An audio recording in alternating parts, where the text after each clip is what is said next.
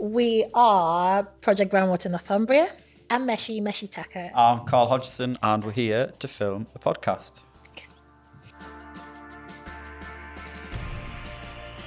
We talked about our podcast. We've been talking about it for about a year. It was a throwaway comment in a workshop. It and was. Here we are. It was. One of our team members, he said, this is a really lovely little studio. And then I think about 3 months later, we were like, what was that studio again? And she said, Flamingo Heights. I literally just contacted the studio and said, would like to come and see you for the Innovation Festival. So we did some little short videos. It was very much last minute. It worked really well. It became more of a reality. We could kind of see where we were going with the podcast. The PGN podcast aims to look at not just groundwater flooding, but all sources of flooding and flood management as a sector or a subsector of civil engineering.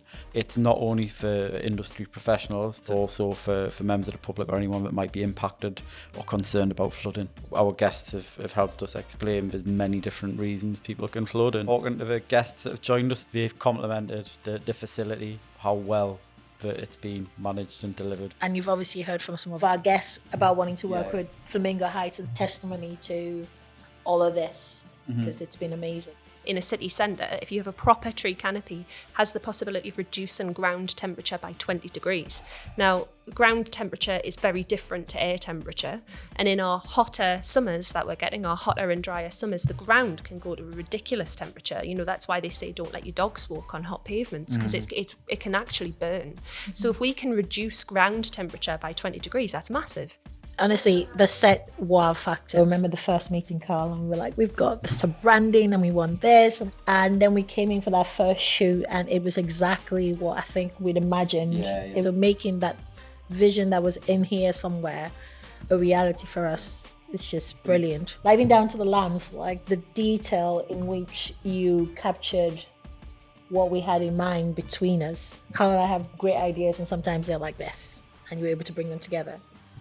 Brilliant as well. And neither of us like to compromise on ideas, do we? Speak for yourself, mate. There's an episode I walked in here and I was literally dressed to match the background. Go back and have a look, honestly. And I was like, but it's cool. I love it. I'm digging it. So yeah.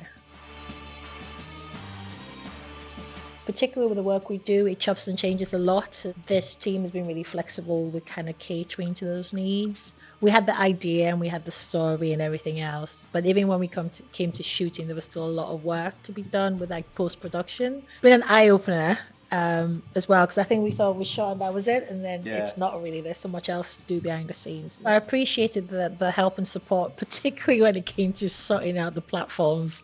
I was just like, just put it on YouTube, and it's like, oh no, there's a special podcasting platform for Spotify And I think how well you've done is reflective of how little I've done in this process as well. It's been great to have someone kind of like lead you by the hand though. And when we came to setting up the accounts, Samantha literally had to like sit there with me on the phone.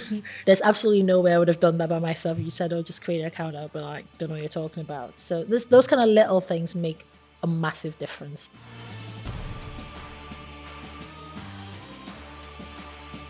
So far, so good.